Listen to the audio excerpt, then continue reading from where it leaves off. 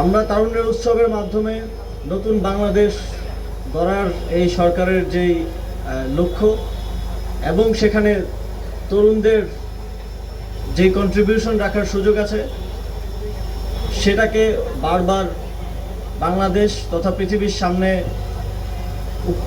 উত্থাপন করতে চাচ্ছি।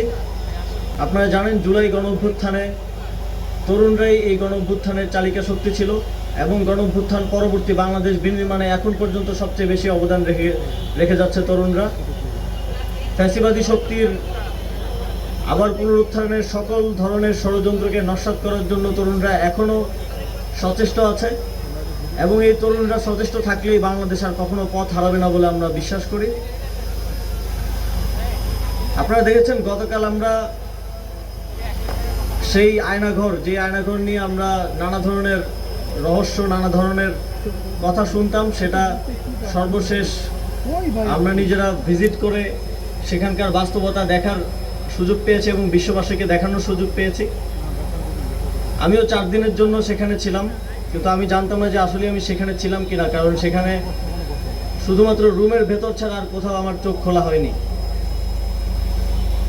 আপনারা দেখেছেন যখন পুরো বিশ্ববাসী আয়নাঘর দেখলো, তারপরেও ফ্যাসিবাদী শক্তি সেটা অস্বীকার করার মতো নির্লজ্জ অবস্থান নিচ্ছে, কিন্তু সেটা করে আসলে কোনো লাভ হবে না, কারণ ইতিমধ্যেই জুলাই গণঅভ্যুত্থানে তাদের গণহত্যা ইন্টারন্যাশনালি ডকুমেন্টেড এবং প্রকাশিত হয়েছে এবং এই আয়নাঘরও ইন্টারন্যাশনালি ডকুমেন্টেড এবং প্রকাশিত হবে।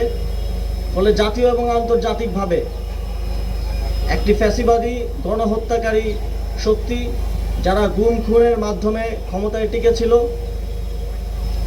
তারা আজীবন জনগণের শত্রু হিসেবে স্বীকৃতি পাবে। আপনারা দেখেছেন জুলাই গণঅভ্যুত্থানের পর হাজার সংকট, সমস্যা এবং নানা ধরনের উত্থান পতনের মধ্য দিয়ে বাংলাদেশ গেছে। তবে এই সময়ে বাংলাদেশের সঠিক পথে থাকা এবং আজকের অবস্থানে আসার পেছনে আমাদের সকলের ঐক্য একটা গুরুত্বপূর্ণ ভূমিকা পালন করেছে এবং আমি বিশ্বাস করি এই ঐক্যের শক্তিতেই আমরা যেই নতুন বাংলাদেশ গড়ার স্বপ্ন দেখছি সেই স্বপ্ন বাস্তবায়ন সম্ভব।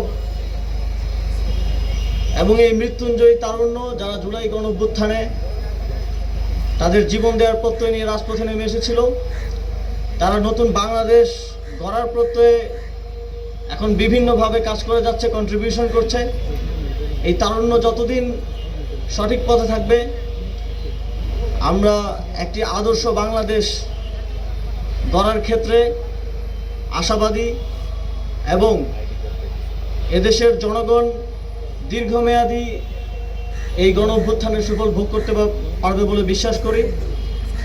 সর্বোপরি তারুণ্যের উৎসবকে সফল করার জন্য, তারুণ্যের উৎসব ঢাকা বিশ্ববিদ্যালয়ের পর্বকে সফল করার জন্য আপনারা যারা অক্লান্ত পরিশ্রম করেছেন এবং করে যাচ্ছেন, সকলকে আবারও ধন্যবাদ জানিয়ে আমি আমার বক্তব্য শেষ করছি।